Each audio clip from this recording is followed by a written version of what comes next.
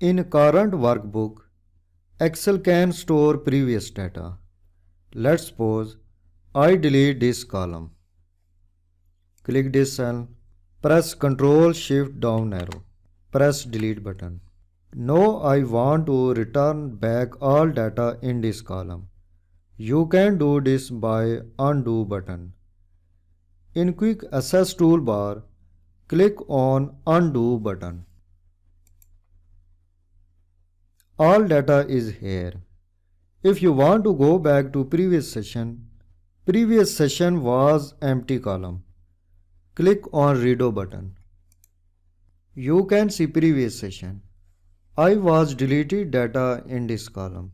To restore again previous session, click on undo button. You can see all data in this column is returned back. In this way, you can restore previous data by using undo and redo buttons.